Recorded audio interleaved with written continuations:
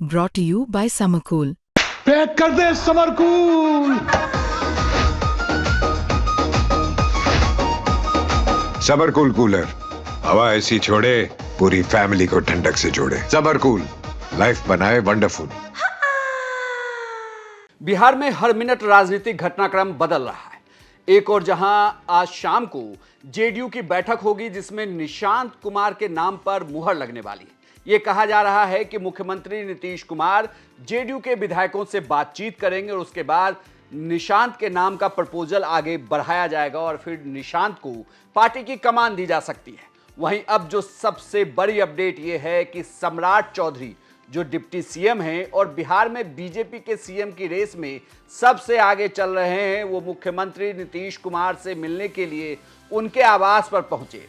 दोनों नेताओं के बीच ये कहा जा रहा है कि 25 मिनट तक की मुलाकात हुई है, बातचीत हुई है। ये भी कहा जा रहा है कि जेडीयू के राष्ट्रीय कार्यकारी अध्यक्ष संजय झा की भी मुख्यमंत्री नीतीश कुमार से मुलाकात हुई है। जिस तरीके से बिहार में लगातार राजनीतिक घटनाक्रम बदल रहा है, आने वाले कुछ ही दिनों में बिहार को नया मुख्यमंत्री मिलने वाला है।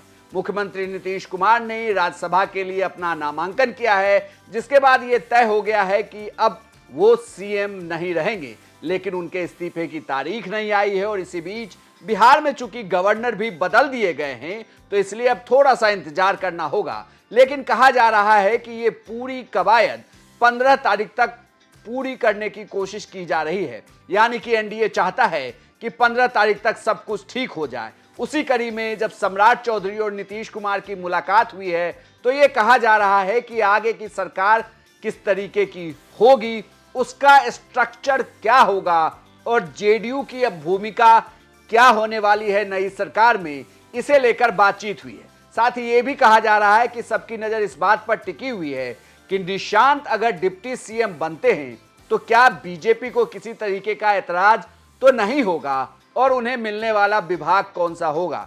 दरअसल ये कहा जा रहा है कि नई सरकार में विभाग भी बदले जाएंगे और विभागों का जब फेरबदल होगा उसके लिए जरूरी है कि एनडीए के अंदर जितने भी घटक दल हैं उनका सामंजस्य आपस में बना रहे।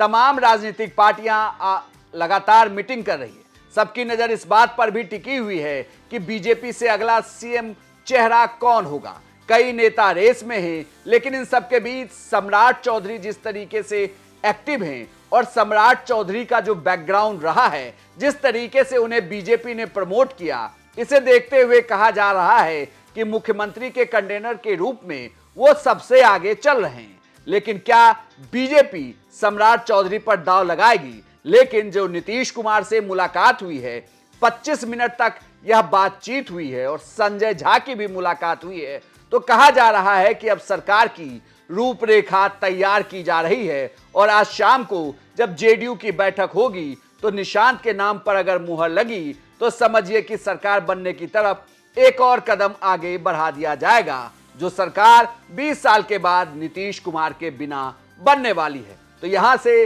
पूरे दिन दो चीजों पर नजर कि बीजेपी से सीएम का चेहरा कौन होगा और निशांत की जेडीयू में क्या भूमिका होने वाली है। आपको क्या लगता है कि निशांत डिप्टी सीएम बनने वाले हैं और क्या सम्राट चौधरी बिहार के अगले मुख्यमंत्री बनेंगे? आप अपनी राय हमें कमेंट बॉक्स में लिखकर बताएं और बिहार की तमाम खबरों के लिए आप देखते रहिए सिर्फ बिहार तक।